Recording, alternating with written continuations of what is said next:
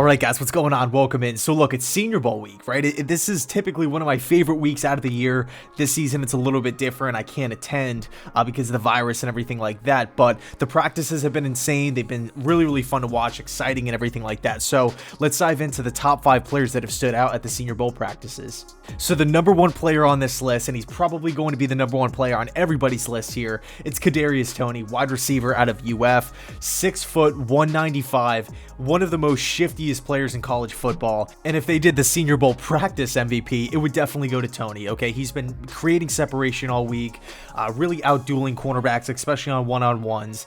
He is truly the chess piece that any offense can utilize. You can line him up outside, inside, run reverses, run those, end arounds with Kadarius Toney, catching those screen passes and just letting him work on the outside. He's a really versatile guy, an absolute perfect fit for the Mike LaFleur offense. And I mean, a month ago, Kadarius Toney was being mocked around like the middle of the second round, early round 2.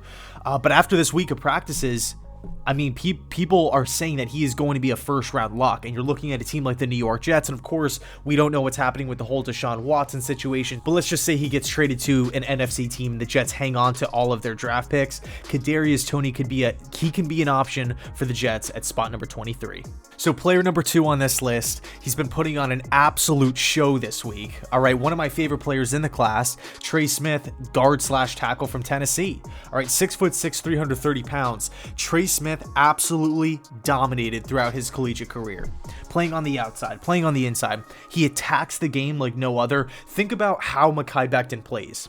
Not Becton's speed, not his athleticism, not his size, but how Becton wants to physically impose his will on defenders. He wants to humiliate them. Trey Smith brings that same mentality, that same attitude to his game as well. Just a nasty, nasty human being that plays through the whistle, does a really, really, really good job at run blocking, and that's an area that the Jets definitely need help at, especially on the interior. You're looking at Trey Smith's versatility, how he can play on the inside and on the outside. That's huge. It reminds me a lot of Deion Dawkins, actually. He solidified himself as that late round 1 guy, and if he's not going to be going round 1, he's probably going to be going top 5 or top 10 in round 2. That's how good Smith has looked this week. And by the way, the expectation for Trey Smith entering the Senior Bowl was high. He was, I want to say, a top 3, top 5 player going into Mobile, but he is not disappointed. He is, fulfilled everybody's expectations. So player number 3 on this list is Keith Taylor Jr., cornerback from Washington. Okay, 6'3", 195, 200 pounds. This is a guy right now who I didn't really know too much about going into the Senior Bowl, but really after digging into his background after the rosters got released and then watching this week of practice, I got to be honest with you, Keith Taylor, he's looked really solid. I'm not saying he's cornerback 1, he's next to the next Darrelle Revis or anything like that, but when you look at his size, 6'3", 195. When you look at his speed, an insane athlete. And you look at how he's tackled throughout this week. I mean, that it's kind of like the perfect storm. And people will push back and say, well, he hasn't had a pick. He hasn't had an interception in 4 years of playing college football. And yeah, that's right. He doesn't have the intercept. He doesn't have those turnover numbers or statistics. He doesn't. But what he does bring to the table, again, is not only just the size, speed, and athleticism, but he brings a fearless attitude to the cornerback position, right? He will hit in open field. He will wrap up. He's not afraid to take on a block, continue, and play through the whistle. He's a dependable cornerback, a durable cornerback that the Huskies have relied on for the past 4 years, right? He's a 4-year starter with Washington, and you're looking at what that program does with cornerbacks. They put a lot of responsibility on their secondary, a lot of it. All right, so Keith Taylor, just a guy to keep your eye on. And for me personally, I would love it if the Jets picked him. Player number 4 on this list, wide receiver from South Carolina, Shai Smith, right? 5'10", 190 pounds.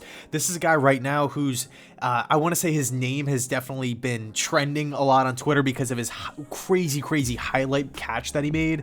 But when you watched him throughout the week, right, especially in the one-on-ones, his separation skills were great. And that's what his number 1 trait was at South Carolina. His ability to create that space in between him and defensive backs, right? It's not so much the speed, it's not so much the hands, it's not so much the size, it's the separation. And when I'm looking at Mike LaFleur, Mike LaFleur at the Kyle Shanahan West Coast offense, the 49ers value separation way more than any other wide receiver skill. Even look at other popular West Coast teams throughout the course of history and even in today's league. Sean McVay comes to mind. Robert Woods can separate. Cooper Kupp can separate. So it's important. It's important for these guys to get open. It's a rhythm-based offense. So Shai Smith, not only just throughout the course of his college career, but this week at practice, has shown that ability time and time and time again.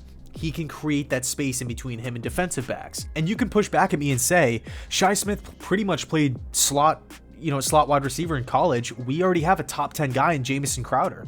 Jamison Crowder is an above average slot receiver.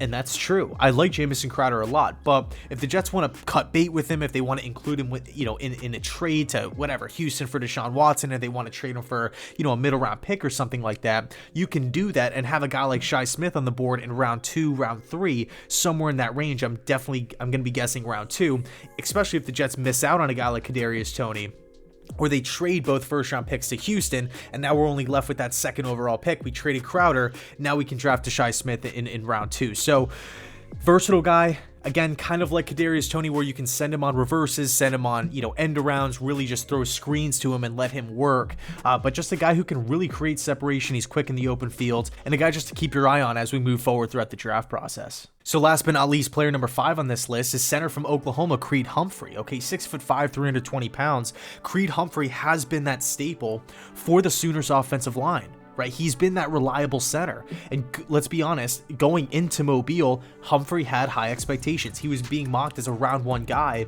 kind of throughout the course of college football, and then once the season ended, you saw his name kind of start to trickle in round 2. Saw one mock draft where he was actually in round 3. So Humphrey's coming into Mobile with a lot to prove, and he struggles, right? The production wasn't there. For the first practice, he struggled. But then the bounce back was insane. Creed Humphrey then cemented himself as, hey, I'm Creed Humphrey. I'm the starting center of the Oklahoma Sooners.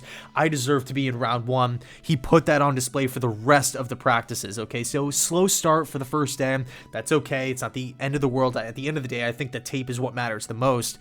And then, of course, with the offensive line, you have to look at the size as well and athleticism. But for center, a position that the Jets desperately need help at, and it kind of sucks to say it too because we just brought in Connor McGovern, but look, we have to be real with ourselves. The center production last year was not there for the New York Jets. If the Jets want to go out and pull the trigger on a guy like Creed Humphrey in round 2, if he's there with that second pick in the second round, I wouldn't be opposed to it. All right, I would not be opposed to it. Again, Humphrey has that vicious attitude. He has high expectations. He has really good size for the position. And outside of day 1, he's looked really, really, really good. So those are my 5 guys that have stood out to me and probably have stood out to you as well. 5 guys that I think would all be really good, not only just fits for the Jets from, just adding talent to the team, but also system fits as well. So I'll leave it there. Thanks so much for watching. And as always, go Jets.